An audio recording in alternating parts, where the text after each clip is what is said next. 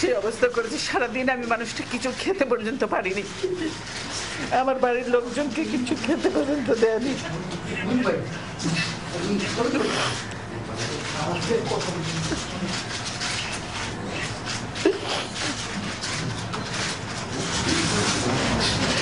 অথচ তারা মিথ্যা কথা বলছে যে আমি নিজে বাড়ি ছেড়ে বেরিয়ে এসেছি। এটা সম্পূর্ণ মিথ্যা কথা, বানোয়াট কথা। তারা জবরদস্তি ধাক্কা মেরে আমাকে বাড়ি থেকে বের করেছে।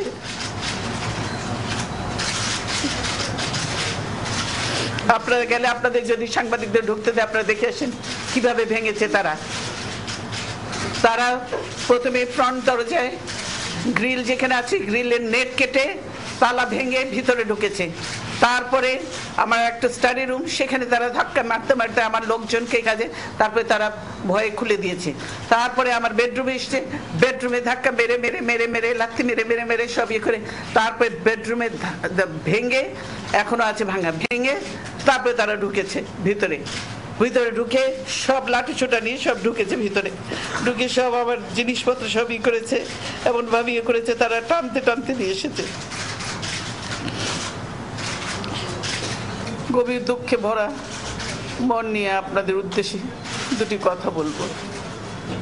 আজ আপনারা দেখছেন কিভাবে রাষ্ট্রীয় সন্ত্রাসের মাধ্যমে আমাকে শহীদ স্মৃতি বিজড়িত বাড়ি থেকে উচ্ছেদ করা হয়েছে। দীর্ঘদিনের সংসারের সব মালামাল রেখে আমাকে এক কাপড়ে বাড়ি থেকে বেরিয়ে আসতে হলো।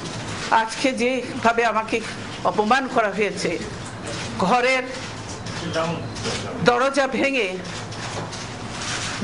ভেঙে আমার বেডরুমের দরজা ভেঙে রীতিমতো ট্রেনিং হিচড়ে তারা বের করেছে।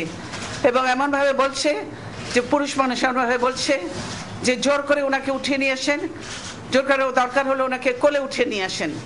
এরকম ভাবে একটা সরকারের এই আচরণ। ওনারা ধাক্কা দিয়ে আমাকে গাড়িতে উঠিয়েছেন, আমাকে সব নিয়ম নীতি উপেক্ষা করে নজিরবিহীন ভাবে বলপূর্বক উচ্ছেদ করা হলো। এতে মহামান্য আদালতের সম্মান, অভিপ্রায় ও ভাবমূর্তিকে জঘন্য পন্থায় পদদলিত করা হলো। এই উচ্ছেদ করতে গিয়ে যে অমানবিক আচরণ তারা করেছে, তাতে আমি নিজে অপমানিত, লাঞ্ছিত শুধু নই, লজ্জিত বোধ করছি। আমার পরিবারের সদস্যদের গায়ে হাত তুলতেও তারা দ্বিধাবোধ করেনি।